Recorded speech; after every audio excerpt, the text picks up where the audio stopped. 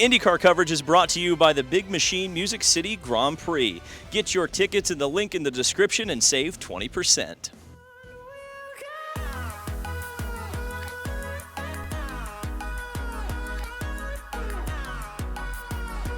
So remember to use that promo code DavidLand20 to get 20% off your Big Machine Music City Grand Prix tickets. Here with Nolan Siegel, and it's really cool this weekend here in Milwaukee, Nolan. You've got the Big Machine Music City Grand Prix on the side of your McLaren. So talk a little bit about your partnership and the excitement of being able to represent the Nashville Grand Prix. I'm super excited. I think it's going to be a really cool event, finishing the season in Nashville, finishing the season on a new oval to many of us, younger IndyCar drivers. So really cool to go back to Nashville Superspeedway.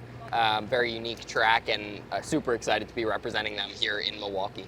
And this weekend, so special. I mean, the last 3 races of this season are so special, I think, to the fans, because it's the first time, I think since 2009 or 2010, that the schedule has ended on more than one oval. And so, and traditionally, that's the way IndyCar racing has been. It's kind of been the opposite effect, where there's been road courses to end up of the season. And to have 2 historic races, both at Nashville coming back, as well as Milwaukee coming back this year. I suppose we'll talk about Milwaukee first. What are your expectations for this, 100-plus-year-old racetrack? It's bumpy, it's wide, but probably deceptively so. What have you kind of learned about Milwaukee in your time? It's tough. I've never driven here. So it'll be a lot of learning in practice 1 for me, but from what I've heard, everyone really enjoyed the test here. I think it'll race well. It's very unique in that there's not a lot of banking. So a fun new challenge, but Aero McLaren has been super strong on the oval so far. We had our best weekend of the year at Gateway, first top 10, so looking to build on that here. I think we're going to have another strong weekend. Your story has been so incredible. I mean, that's the thing that's been so interesting about this season. We sometimes talk about the IndyCar season being so short, but your season has seemed extremely long. When I looked back at it, your debut in IndyCar racing was at the Thermal Club in a non-championship race, obviously driving for Dale Coyne. First official race was at Long Beach, and then, of course, the Indianapolis 500. I guess my first question, just kind of in general about this season, is could you even have imagined when you started your IndyCar journey this year that you would be sitting here driving for McLaren at Milwaukee? Yeah, absolutely not. Absolutely not. I was supposed to be in Indy next, obviously, for the whole year. Things changed very quickly. I ended up in the Dale Coyne car, in the Juncos Hollinger car, and then now with Aero McLaren. And it is crazy to think that I've only been here at Aero McLaren for 2 months. It feels like I've already integrated into the team, and it feels like we've been together for quite a while. So it's definitely been a whirlwind for me. So one of the key moments, I think, in your development, and in particular, one of the reasons that you got this job, was your valor at the Indianapolis Motor Speedway. Now, obviously, you came up short, but in that time, you built a relationship, or really solidified a relationship with Tony Kanaan. Kind of talk about how that all came about and what that meant for your future. Tony has been very, very helpful for me in my career, and in the progress that I've made in IndyCar through these past few races. So very grateful to Tony and all the help that he's given me.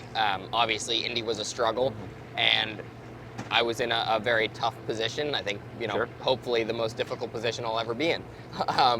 And Tony has so much experience. He's obviously won the 500, and I'm very, very grateful that he was willing to help me, and that Aero McLaren allowed him to come and help me. So it was just such a nice gesture for Tony to come and do what he could. And we didn't know each other at all before then, but it was really a bonding experience for us, and there's no one that I'd rather be working with now here at Aero McLaren. What'd you take away from that struggle at Indianapolis? I mean, that's tough on anybody. I mean, ask some of the guys who have struggled to qualify in the past. I mean, that's one of the most difficult things you can do in this sport. So for you personally, I mean, what is your biggest takeaway from that at Indianapolis, and what have you taken forward here into your time at Aero McLaren? It was one of the most mentally challenging things that I've ever done. I think that's the most difficult position you can be in motorsport, in anything. So, yeah, obviously not a position that I wanted to be in, but at the same time, I think that down the road, I'll look back on it as something very valuable in my career, and I certainly don't regret doing it. So I got the opportunity to work with some amazing people in Charlie Kimball, Dale Coyne, Tony, and yeah, it was tough, obviously, for all of us, but I think the mindset that we maintained through that weekend is something to be really proud of, and the whole team pushed really hard for those couple of weeks and never gave up. So I think there will be difficult times in my career, for everyone in their careers, and I think that going into it with that mindset is really important, and something that I'll remember to keep in mind when things get tough in the future. You were thrust into the spotlight again at Laguna Seca, and I was really impressed with the job that you did there. Your first race for Aero McLaren.